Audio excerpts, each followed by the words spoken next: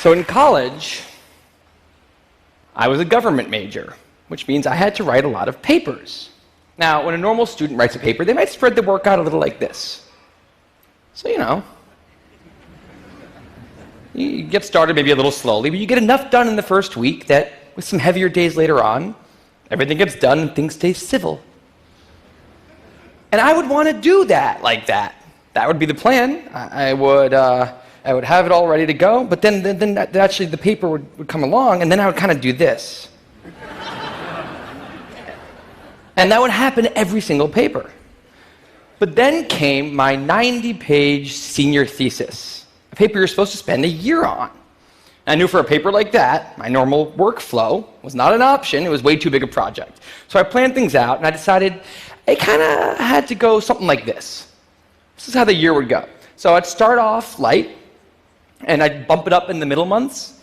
And then at the end, I would kick it up into high gear. It's just like a little staircase. How hard could it be to just walk up the stairs? No big deal, right? But then, funniest thing happened. Those first few months, they came and went, and I couldn't quite do stuff. So we had an awesome new revised plan. But then those middle months actually went by, and I didn't really write words. And so we were here. And then 2 months turned into 1 month, which turned into 2 weeks. And one day I woke up with 3 days until the deadline, still not having written a word, and so I did the only thing I could. I wrote 90 pages over 72 hours, pulling not one but 2 all-nighters. Humans are not supposed to pull 2 all-nighters. Sprinted across campus, dove in slow motion, and got it in just at the deadline. I thought that was the end of everything. But a week later, I get a call. And it's the school. And they say, "Is this Tim Urban?" And I say, "Yeah." And they say, "We need to talk about your thesis." And I say, "Okay." And they say, "It's the best one we've ever seen."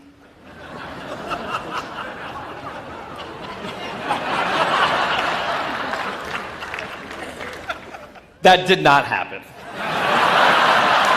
It was a very, very bad thesis. I just wanted to enjoy that one moment when all of you thought, "This guy is amazing." No, it was very, very bad. Anyway, today I'm a writer, blogger guy. I write the blog Wait, But Why? And a couple of years ago, I decided to write about procrastination.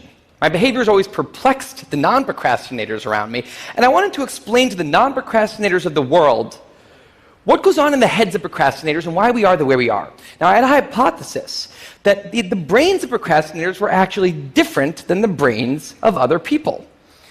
And to test this, I found an MRI lab that actually let me scan both my brain and the brain of a proven non-procrastinator, so I could compare them, and I actually brought them here to show you today, and I want you to take a look carefully to see if you can notice a difference. And I know that if you're not a trained brain expert, it's not that obvious, but just take a look, okay? So here's the brain of a non-procrastinator. Now, here's my brain.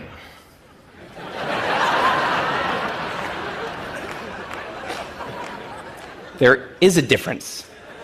Both brains have a rational decision maker in them, but the procrastinator's brain also has an instant gratification monkey. Now, what does this mean for the procrastinator? Well, it means everything's fine until this happens. So the rational decision maker will make the rational decision to do something productive, but the monkey doesn't like that plan. So he actually takes the wheel, and he says, "Actually, let's read the entire Wikipedia page of the Nancy Kerrigan-Tanya Harding scandal, because I just remembered that happened. Then we're going to go over to the fridge. We're going to see if there's anything new in there since 10 minutes ago. After that, we're going to go on a YouTube spiral that starts with videos of Richard Feynman talking about magnets and ends much, much later with us watching interviews with Justin Bieber's mom. All of that's going to take a while, so we're not going to really have room on the schedule for any work today. Sorry. Now, what is going on here? The instant gratification monkey does not seem like a guy you want behind the wheel. He lives entirely in the present moment. He has no memory of the past, no knowledge of the future, and he only cares about two things: easy and fun. Now, in the animal world, that works fine. If you're a dog and you spend your whole life doing nothing other than easy and fun things, you're a huge success. And to the monkey, humans are just another animal species. He has to keep well slept, well fed, and propagating into the next generation, which in tribal times might have worked okay. But if you haven't noticed, now we're not in tribal times. We're in an advanced civilization, and the monkey does not know what that is, which is why we have another guy in our brain, the rational decision maker, who gives us the ability to do things no other animal can do. We can visualize the future. We can see the big picture. We can make long-term plans. And he wants to take all of that into account, and he wants to just have us do whatever makes sense to be doing right now. Now, sometimes it makes sense to be doing things that are easy and fun, like when you're having dinner or going to bed or enjoying well-earned leisure time. That's why there's an overlap. Sometimes they agree. But other times, it makes much more sense to be doing things that are harder and less pleasant for the sake of the big picture, and that's when we have a conflict. And for the procrastinator, that conflict tends to end a certain way every time, leaving him spending a lot of time in this orange zone, an easy and fun place that's entirely out of the makes sense circle. I call it the dark playground. Now, the dark playground is a place that all of you procrastinators out there know very well. It's where leisure activities happen at times when leisure activities are not supposed to be happening. The fun you have in the dark playground isn't actually fun because it's completely unearned, and the air is filled with guilt, dread, anxiety, self-hatred, all those good procrastinator feelings. And the question is, in this situation, with the monkey behind the wheel, how does the procrastinator ever get himself over here to this blue zone? A less pleasant place, but where really important things happen. Well, it turns out that the procrastinator has a guardian angel, someone who's always looking down on him and watching over him in his darkest moments, someone called the panic monster.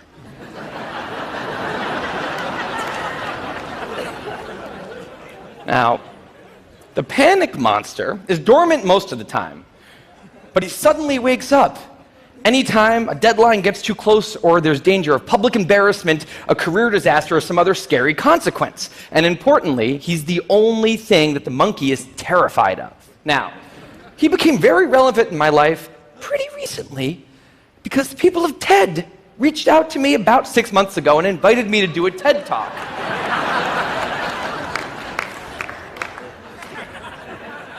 Now, of course, I said yes. It's always been a dream of mine to have done a TED Talk in the past.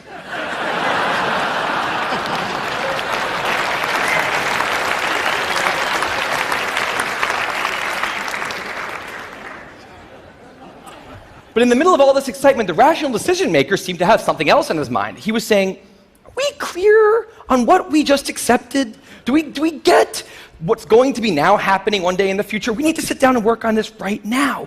And the monkey said, totally agree, but also let's just open Google Earth and let's zoom into the bottom of India, like 200 feet above the ground, and we're going to scroll up for 2.5 hours till we get to the top of the country so we can get a better feel for India.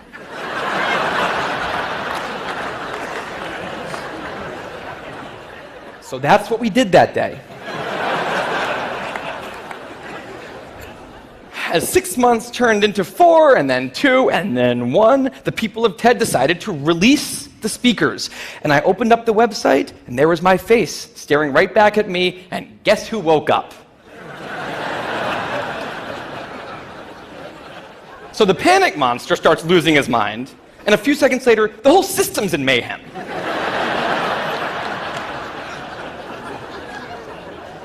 And the monkey, who, remember, he's terrified of the panic monster, boom, he's up the tree. And finally, the rational decision maker can take the wheel and I can start working on the talk. Now, the panic monster explains all kinds of pretty insane procrastinator behavior, like how someone like me could spend 2 weeks unable to start the opening sentence of a paper and then miraculously find the unbelievable work ethic to stay up all night and write 8 pages. And this entire situation with the 3 characters, this is the procrastinator's system. It's not pretty, but in the end, it works. And this is what I decided to write about on the blog just a couple years ago. Now, when I did, I was amazed by the response. Literally thousands of emails came in from all different kinds of people, from all over the world, doing all different kinds of things. These were people who were nurses and bankers and painters and engineers and lots of PhD students. And they were all writing saying the same thing. I have this problem too. But what struck me was the contrast between the light tone of the post and the heaviness of these emails.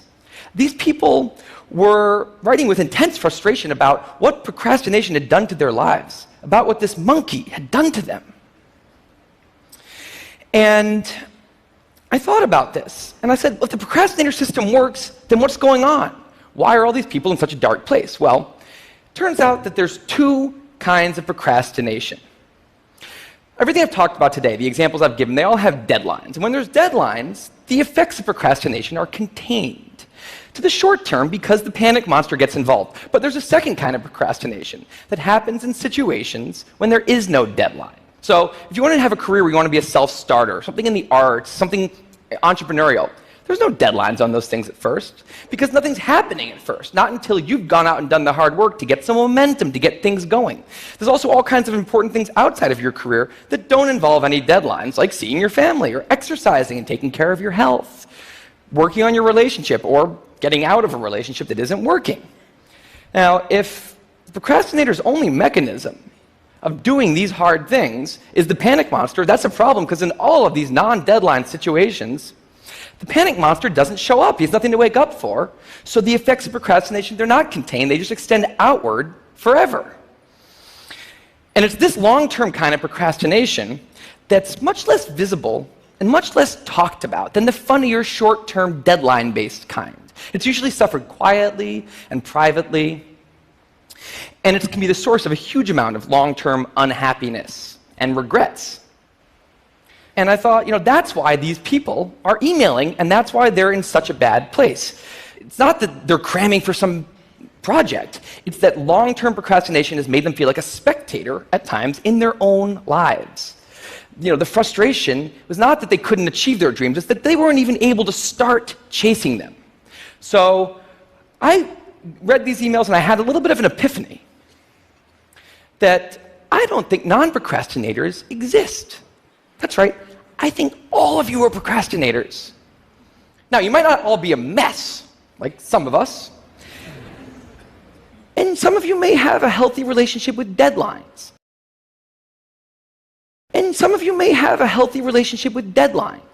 But remember, the monkey's sneakiest trick is when the deadlines aren't there. Now, I want to show you one last thing. I call this a life calendar. That's one box for every week of a 90-year life. That's not that many boxes, especially since we've already used a bunch of those. So I think we need to all take a long, hard look at that calendar. And we need to think about what we're really procrastinating on, because everyone is procrastinating on something in life. We need to stay aware of the instant gratification monkey. That's a job for all of us. And because there's not that many boxes on there, it's a job that should probably start today. Well, maybe not today, but sometime soon. Thank you.